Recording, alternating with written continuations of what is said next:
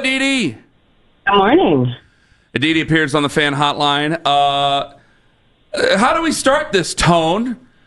You raised the dander. You got the dander going, Aditi. Did we just give away? There's another piece of this, too, though, that probably I didn't make as clear or as good of a point there. Go right ahead. Pony asked me who is better right now at this very moment, and I said right now at this very moment, it's Kenny Pickett. But there's another piece here, is that the Browns, Andrew Berry and the Browns aren't going to cut loose a guy that they just selected in April, but they also clearly believe that his ceiling is higher, that there is growth and development, that with growth and development and maturation and time, his potential is greater than holding on to Kenny Pickett. So there's another piece there as well. Yeah, I understand totally where you're coming from. Pony can be almost as slippery a wizard as Tone. I thought you were going to play the part where I had to yell at him and say, "Can you at least let me finish a sentence?" Okay, I have heard. Do we have that? Do we have that in the system right now? This. It might have went through the system. Because I'd love to listen to that back. Do we have it? Let's play. Here we go. Let's play. Here we go. They don't have a quarterback as a franchise. One guy's 40, and the other kid played like hot garbage in the last preseason game. Why would you jettison that guy just because of injury to keep a 40-year-old and a fifth-round pick who looked like dog vomit in his final preseason game? I think ultimately, the Browns have always been looking to next year. That's part of why that Kenny fit engineered into that next trade. year more than Flacco or Shedeur? Oh, my goodness. Can I finish a sentence? Yes, but I'm allowed to talk, too. I mean, it's not like I'm just going to turn the microphone off and let you talk I know, for 15 minutes. Of course not, but if you ask me a question, please allow me to at least finish answering the question before you jump in.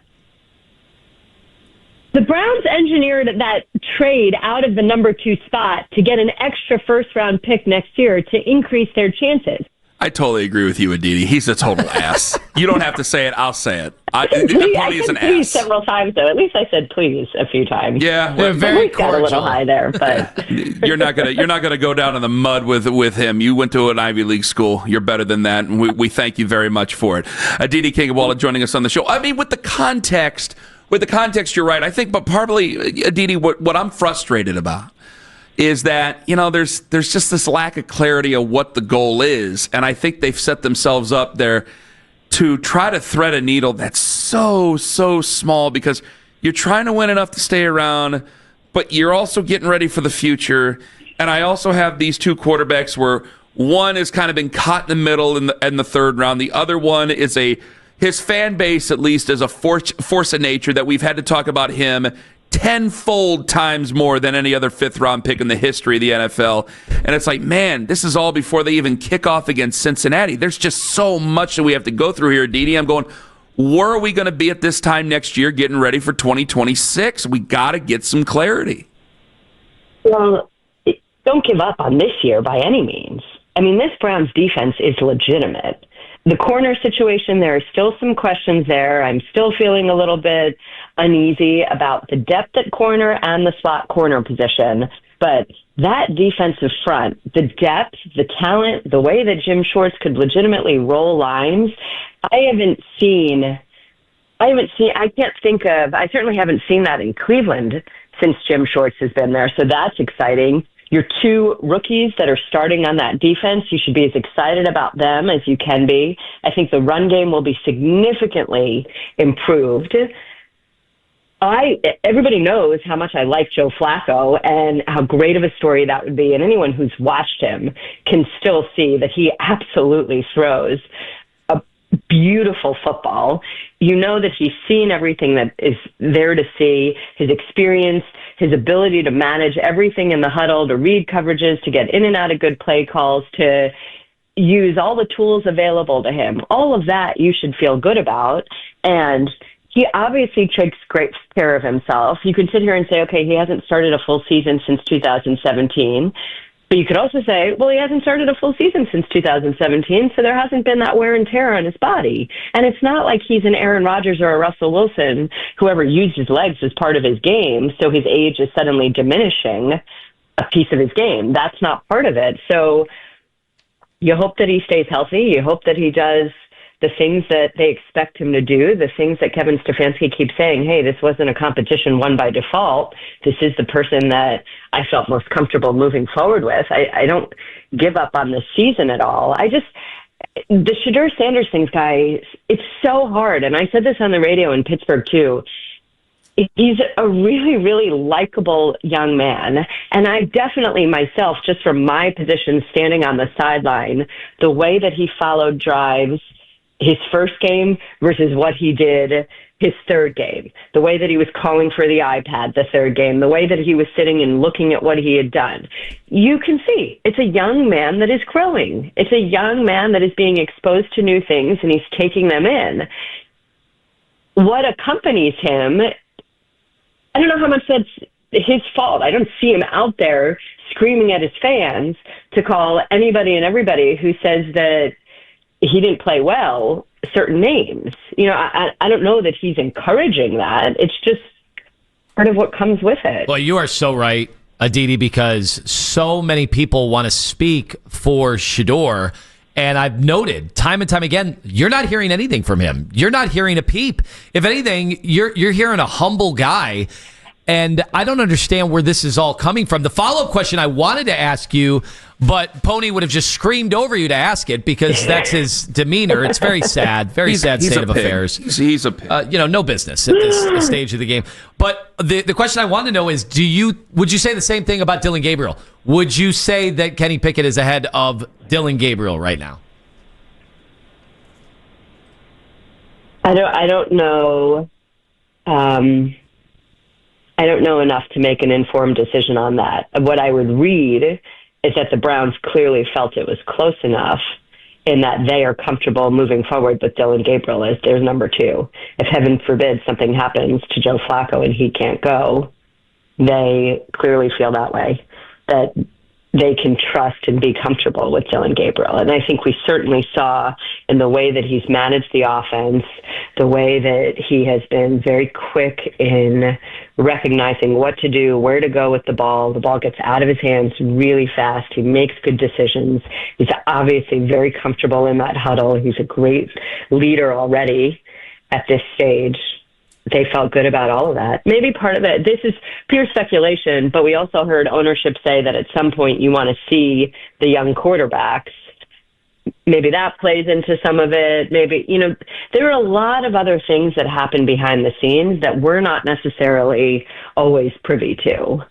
And I said this too, when I left Cleveland on Saturday after having done that game against the Rams, I felt really confident that Kenny Pickett was staying and that the Browns weren't going to move him unless they got some sort of exceptional offer. And I know that Kenny Pickett was very happy, and Cleveland really, really liked the coaching staff, really liked the offense, really liked his teammates, really felt that when he was healthy, he would be able to perhaps push the conversation a little bit. So I even though as soon as Aiden O'Connell got hurt, I had messaged a few people and said, Kenny Pickett could end up there. I left the building, I left the stadium on Saturday thinking he wasn't going anywhere. In fact, I think I told my husband he's not going anywhere. But something changed in between then and Tuesday, and that might have been just a greater security in who Dillon Gabriel is and the stage that Dillon Gabriel's at. Something I can tell you about him that I've been repeatedly told is how quickly he learns. And he makes a mistake, and there's incredible confidence that he won't make that mistake again. How fast he absorbs what's taught in the meeting room and on the field. So those are things that you feel good about. I just hate for the Browns. I just hate that so much of the conversation is about all this other ancillary stuff. And I'm choosing to trust Joe Flacco, who said that the noise inside the building, the noise inside the quarterback room isn't actually that crazy, and that the quarterback room is pretty much like a typical quarterback room. So that sort of, I hope, gives fans some solace that even as everybody on the outside is sort of a Twitter and crazy and going nuts, maybe inside they're not really as affected by that. Aditi Kinkhabwala joining us here on the Fan Hotline.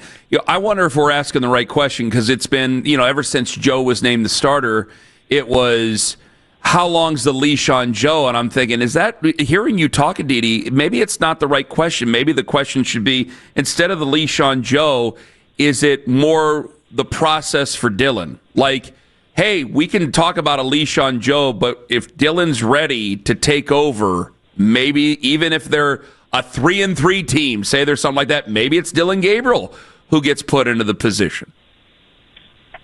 I can't speak to that. I don't know. I remember in New York, it wasn't a leash on Kurt Warner. Sorry, it wasn't a leash on Kurt Warner. It was Eli Manning, and I believe, you probably know this, I believe the Giants were 7-4, right? Didn't they have a winning record? I believe so. When Eli Manning ultimately went in. This is a different situation, because I believe the Giants right now feel that they have their future in Jackson Dart. And maybe the Browns think that Dillon Gabriel is their franchise quarterback for the next 15 years. I don't know. But I know that the Giants think that Jackson Dart is their future.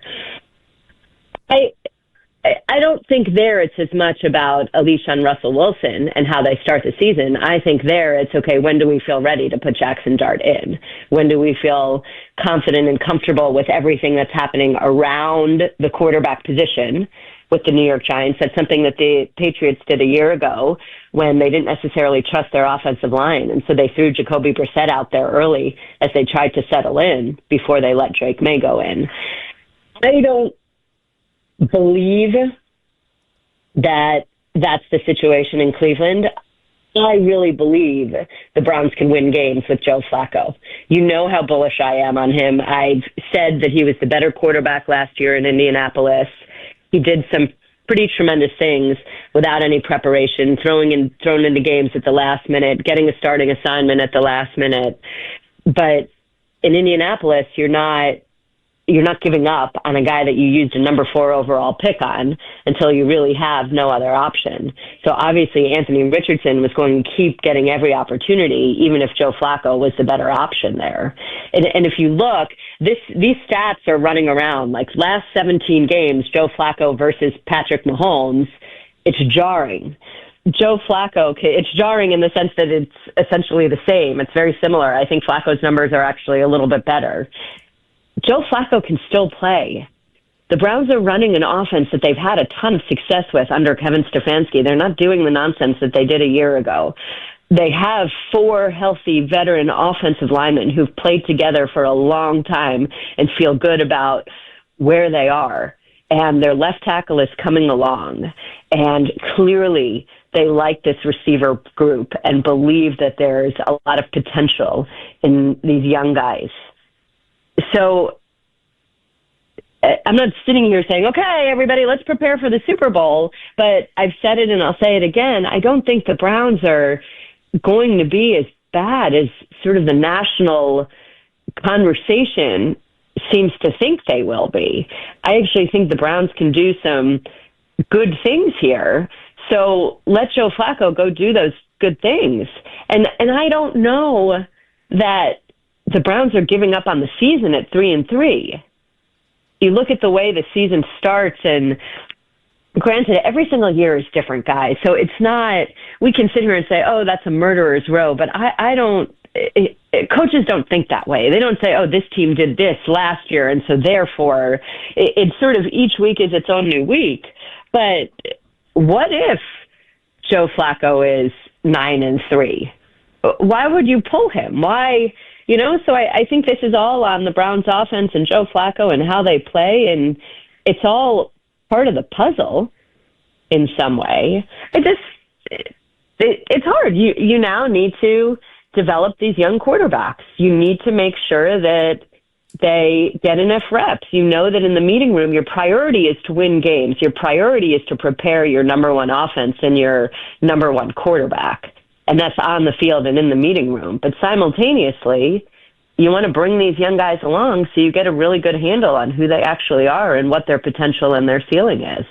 At A. Kinkhabwala on social media, did Micah Parsons, the haul that the Dallas Cowboys got, did it make you think about Miles? And Could the Browns have got 2 first-round picks for Myles Garrett? Oh, for sure. We talked about that in the spring, didn't we? I'm sure we did. Of course they could have gotten for 2 first round. I think they could have gotten more for Myles than the Cowboys got for Micah, frankly. But obviously, go ahead. Well, were you surprised? Surprised? I was surprised they actually made the move. They've been through this a million times, and I figured they'd just sign him and everybody would move on and act happy. I heard Jerry Jones speak, and then I had a big pit in my stomach because I tried to apply logic to it before. But I look at Myles, and I think Myles and Micah are in the same. I said they're in the same cul-de-sac of pass rushers. I mean, these are 2 Defensive Player of the Year candidates every single year. But Micah is 4 years younger, and I thought, man, you got to pay him once you make that trade. And I go, would we have got 2 first-round picks for Myles Garrett? Because I think by the end of it, they're both first-ballot Hall of Famers, Aditi. So it's like, well, we're splitting hairs here, except for the fact that one is 4 years older. So I don't know if we're getting 2 first-round picks.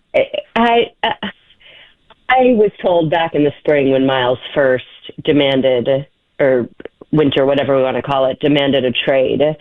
I spoke to multiple front office people who said, yes, he would be worth 2 first-round picks. And I remember having extended we don't ever get any input in this, but you can still have philosophical, rhetorical conversation with friends. I remember talking to a member of the Cleveland media, would you take the first-round picks and rebuild? And, look, Andrew Berry got himself an extra first-round pick at the draft just a few months later. So you get a guy that affects the game maybe better than any other defensive player in the National Football League, a guy that offenses feel on the field more than perhaps anybody else. Plus, you got yourself an extra first-round pick. Plus, you got yourself a really good player to play with Myles Garrett and Mason Graham. So we'll see how it all plays out. I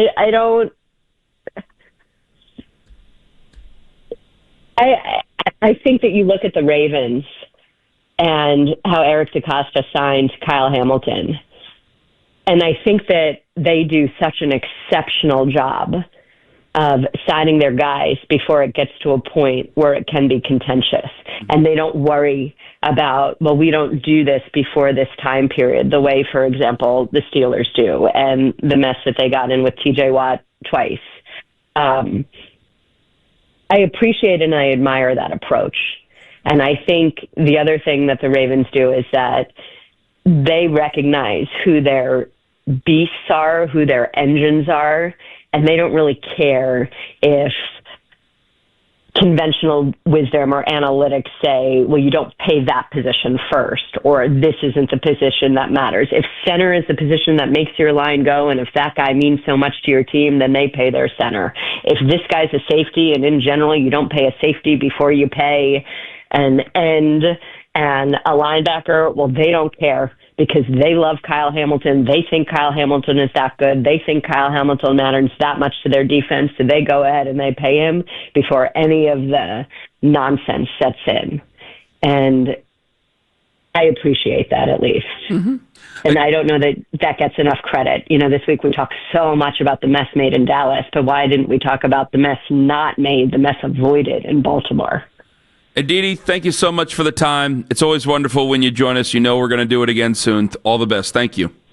Anytime. I am always eager to join you. And Lima and Ken, thank you for allowing me to complete thoughts. See, it's the two of us that we don't allow each other to complete each other's thoughts. We'll be that way with each fine. Other. You have each other every day. You can talk over each other. Yeah. But I get easily flustered when I can't get a thought out. I'm sorry about Pony's behavior, Aditi. Aditi, thank you for the time. Goodbye. Aditi Kinkhabwala on the Fan Hotline.